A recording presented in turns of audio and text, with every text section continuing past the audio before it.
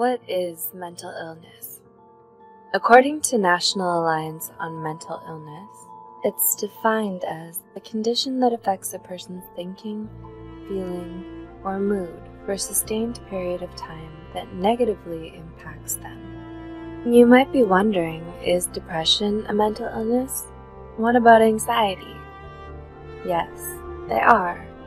In fact, they're the most common types of mental illnesses. In this video, Psych2Go covers 10 of the most common types of mental illnesses. 1. Anxiety disorders. We know 18.1% doesn't sound like a lot, but that's the number of adults in the US who suffer from anxiety disorders. 40 million people suffer from symptoms of an anxiety disorder every year. Of those 40 million people, it's estimated that only 36.9% of them will get help. Anxiety disorders rarely appear alone, with depression being a common co-diagnosis. Anxiety disorders come in a few varieties: generalized anxiety disorder, GAD, panic disorder, social anxiety disorder, SAD, and obsessive-compulsive disorder, OCD. So, what do all these anxiety disorders have in common? They're all characterized by nearly uncontrollable worry that messes with several aspects of daily life, such as sleep, relationships, school, and work. The good news is there are several treatment options available, which include different types of therapy and medication. 2. Personality disorders. What does it mean when someone's personality is disordered? Personality disorders refer to behavioral, emotional, and thought patterns that deviate greatly from the expectations of an individual's culture. The National Institute of Mental Health suggests that 9.1% of the population has the traits of a personality disorder.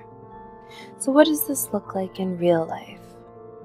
Could anyone who's a little different be diagnosed with a personality disorder? Well, according to the diagnostic criteria in the DSM-V, these differences must be causing the individual significant amounts of distress in the way they see themselves, others, and situations, inappropriate or exaggerated emotional responses, impulse control, and how well the individual relates to and functions around others. Personality disorders can't be cured, but thankfully they can be treated. This treatment consists of combinations of medications for the underlying mental health issues, as well as talk therapy. 3. Attention deficit hyperactivity disorder. If we say ADHD, what comes to mind? The stereotype of a person diagnosed with ADHD is usually a small child who's bouncing off the walls or can't finish a task. However, between 7.8% and 11% of children aged 4 to 17 are diagnosed with ADHD any given year. ADHD affects people of all ages and includes multiple symptoms, such as inability to concentrate, forgetfulness, inability to sit still, restlessness, and losing things. An individual's symptoms vary depending on their age, gender, and type of ADHD. Did you know there's actually 3 recognized types of ADHD? They're ADHD, combined type ADHD, impulsive hyperactive type, and ADHD, inattentive and distractible type. Most people think meds are the only way to control ADHD, but many people diagnosed with the disorder find relief by using a combination of medications, life coaching, education, and talk therapy. 4. Post-traumatic stress disorder. Did you know that an estimated 6.8% of the US population will develop some form of post-traumatic stress disorder? That's about 19 million people in the US alone. So how does this happen? You, me, Everybody will get stressed out by something in our lives. Some people will come across something so stressful that it affects them permanently. For many of them, this stress becomes trauma. A traumatic event is considered any event that should not have happened, such as a natural disaster, an assault, childhood neglect, abuse, starvation, and so on. Stress is a completely normal reaction to trauma, but what happens when the threat is gone? The stress and trauma stops on its own for most people when the mind and body understand the individual is no longer under attack. But what if the mind and body don't get the memo? Post-traumatic stress disorder refers to a prolonged fight or flight response that happens after the stressful event has stopped. Complex post-traumatic stress disorder, CPTSD, refers to the PTSD that occurs due to a series of continued traumatic events, such as childhood abuse. Think of PTSD and CPTSD as the echoes of the stress response. These echoes can happen in the form of emotional flashbacks, nightmares, extreme anxiety or panic, difficulties connecting to others, and an overwhelming sense of fear. So how does someone get help for something so overwhelming? People suffering from PTSD or CPTSD can find relief through trauma therapies, such as eye movement desensitization reprocessing, EMDR, or traditional talk therapies, such as cognitive behavioral therapy, CBT, or dialectical behavior therapy, DBT. 5. Depression. An estimated 6.7% of the U.S. population over the age of 18, 15.7 million people, live with depression. Although the occasional low mood is a normal response to negative situations, depression entails low moods that are severe and last longer than 6 weeks. Depression manifests differently in women than men. Women tend to experience depression as feelings of sadness, worthlessness, and shame or guilt. Men tend to mistake the symptoms of depression as fatigue and being easily irritated. Common treatments for depression include cognitive behavioral therapy, CBT, interpersonal therapy, IPT, psychodynamic therapy, psychoeducation groups, antidepressants, and various brain stimulation therapies. 6. Bipolar disorder. An estimated 2.8% of the U.S. population that sought mental health treatment was diagnosed with some form of bipolar disorder in 2018. This number may be low, as many individuals who suffer from any mental health disorder do not seek treatment. Bipolar disorder means a lot more than just really bad mood swings for a couple of reasons. First, people diagnosed with bipolar disorder cannot completely control these mood swings. And second, these mood swings range from manic, feeling super happy or invincible, doing crazy spontaneous things, grandiosity, and having racing or unrealistic thoughts, to extreme bouts of depression and maybe a little hypomania in between. Living with bipolar disorder isn't easy, but people struggling with the disorder can find a variety of medications and traditional counseling treatments to help them find more balance. 7. Eating disorders. Did you know there are almost as many people living with eating disorders as there are with bipolar disorder? It's true. Approximately 2.7% of individuals who sought treatment were diagnosed with an eating disorder in 2018. The most common question people ask about eating disorders is, what's the difference between not being happy with your body and having an eating disorder? Well, in addition to this total focus on their physical flaws, eating disorders are defined by dysmorphia and the binge-purge-restrict cycle of behavior. This cycle comes from the person's feelings of extreme distress and disgust about their body. This disgust drives the individual who has the disorder to become super focused on their body weight and shape. Leave a comment below if you want to know more about the binge, purge, restrict cycle.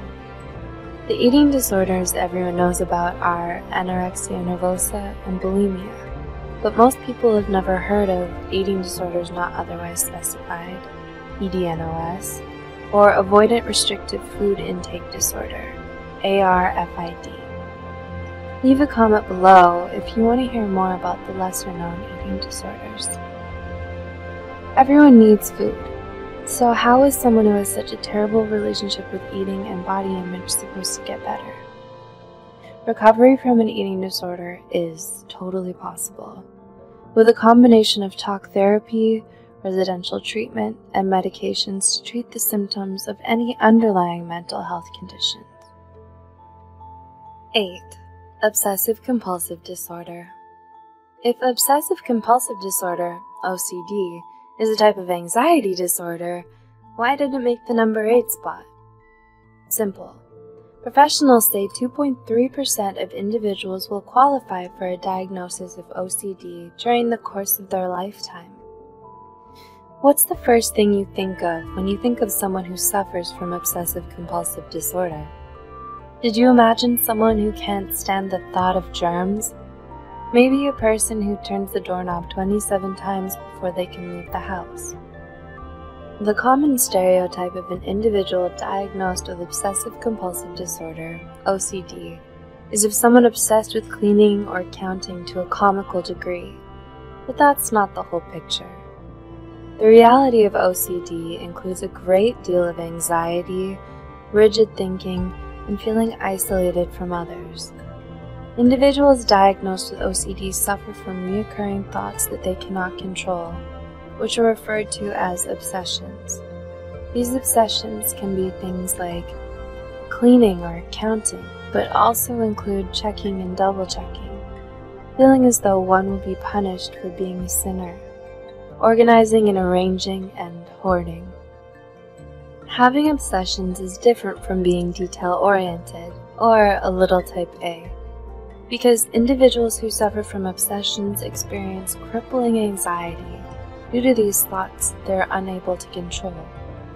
The compulsions are the actions, such as cleaning, hand-washing, arranging, and hoarding, that individuals use to cope with overwhelming anxiety and rigid thinking.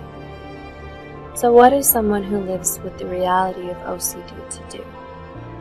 Although there's no cure for OCD, a combination of medical and talk therapy will help them manage their symptoms effectively. 9. Autism Spectrum Disorder, ASD. We've been hearing more and more about autism spectrum disorder, ASD, in recent years. That's because approximately 1.2% of children, 1 in 59 children, will qualify for diagnosis of autism spectrum disorder in the coming year. ASD begins in childhood, but many individuals are not diagnosed until adolescence or adulthood. ASD is characterized by significantly impaired social interactions, learning, and communication. Individuals with ASD may seem eccentric or unemotional to others, as they do not understand normal social cues. Some of these odd behaviors include seeming off in their own world, repetitive thoughts or behaviors, restricted interests, poor eye contact, and difficulty communicating with others to the point their functioning is greatly impaired. The most common treatments for ASD include special education classes, applied behavioral analysis, ABA therapy, occupational therapy, speech therapy, behavioral management therapy, and medication management. And 10. Schizophrenia and psychotic disorders.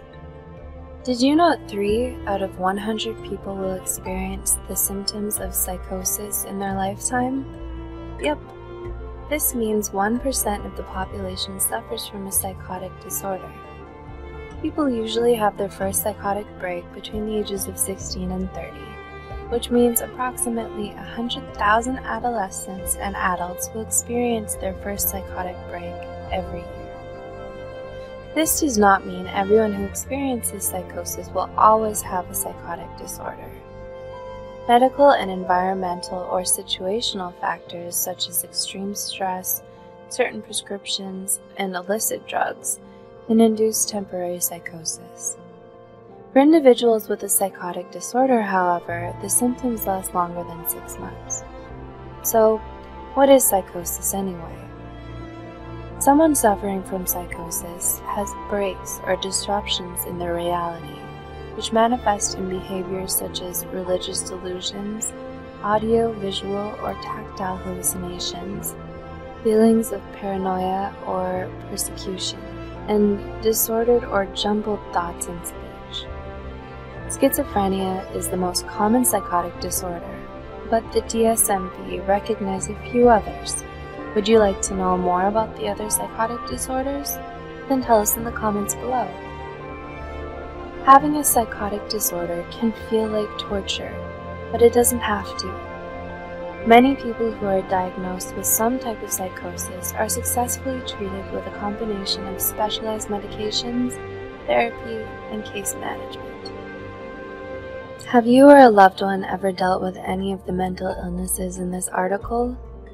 Were there any symptoms on this list that surprised you? Which mental illnesses do you want to hear more about? Tell us in the comments below.